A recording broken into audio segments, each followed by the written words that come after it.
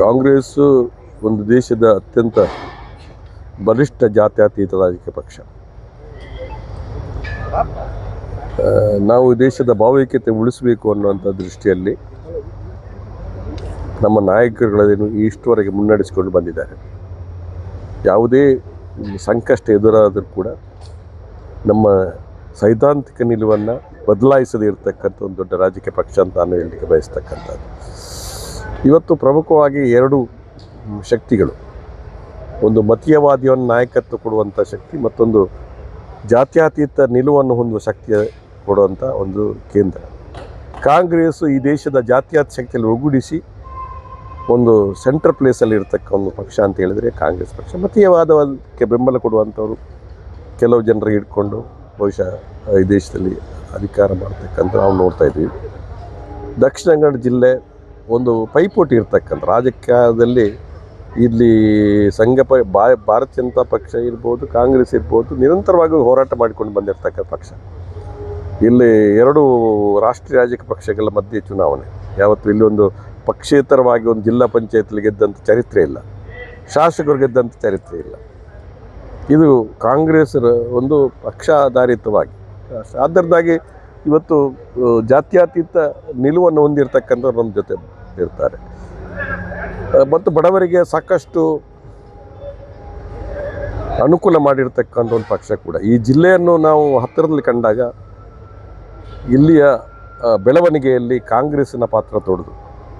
ದುರ್ಬಲ ವರ್ಗದವರಿಗೆ ಸಿಕ್ಕಿರ್ತಕ್ಕಂಥ ಆರ್ಥಿಕ ಸಹಾಯ ಸಬಲೀಕರಣದ ಕೆಲಸಗಳಲ್ಲಿ ಕಾಂಗ್ರೆಸ್ಸು ಯಾವಾಗ ಸರ್ಕಾರ ಬಂತು ಆವಾಗ ಬಡವರ ಪರವಾಗಿ ಕೆಲಸ ಮಾಡಿರ್ತಕ್ಕಂಥ ರಾಜಕೀಯ ಪಕ್ಷ.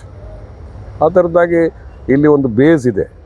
ಇವತ್ತು ನಾವು ಭಾವನಾತ್ಮಕ ವಿಚಾರಗಳು ಎತ್ತಿಕೊಂಡು ಕೆಲವರು ಗೆಲ್ಬೋದು ಕೆಲವು ಸರಿ, ಆದರೆ ಅದು ಶಾಶ್ವತವಾದ ಗೆಲುವು ಆಗಲಿಕ್ಕೆ ಸಾಧ್ಯ ಇಲ್ಲ. ಯಾಕೆಂದರೆ ಅದು ಭಾವನಾತ್ಮಕ ಒಂದು ಮೌಸಮಿ ಬುಕಾರತ್ ಒಂದು ಹಿನ್ನೆಲೆಯಿದೆ.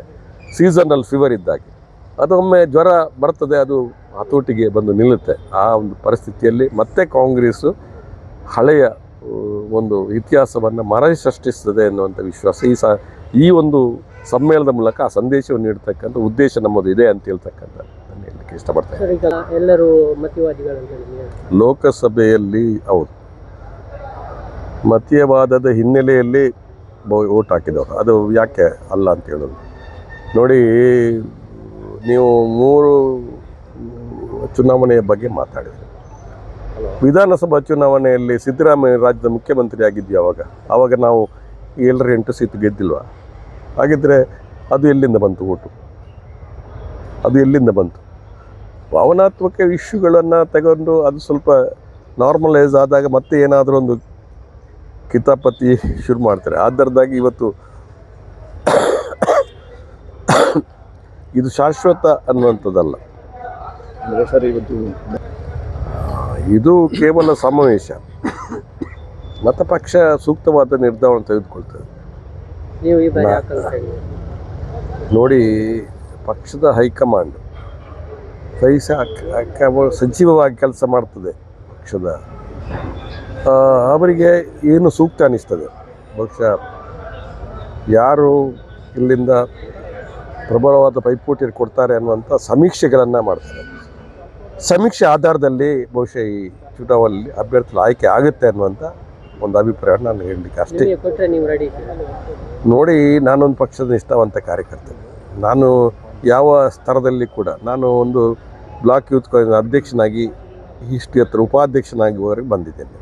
ಪಕ್ಷದ ಚುನಾಯಿತ ಪ್ರತಿನಿಧಿಯಾಗಿ PLD ಬ್ಯಾಂಕ್ನಲ್ಲಿ ನಾನು 6 ವರ್ಷ ಅಧ್ಯಕ್ಷನಾಗಿ, ಅನೇಕ ವರ್ಷಗಳು 9 ಸಾರಿ ಕಾಂಗ್ರೆಸ್ ಪಕ್ಷದ ಅಭ್ಯರ್ಥಿಯಾಗಿ, 13 ವರ್ಷ ಮಂತ್ರಿಯಾಗಿ ಕೆಲಸ ಮಾಡತಕ್ಕಂಥ ಅವಕಾಶ ಪಕ್ಷ ಕೊಟ್ಟಿದೆ.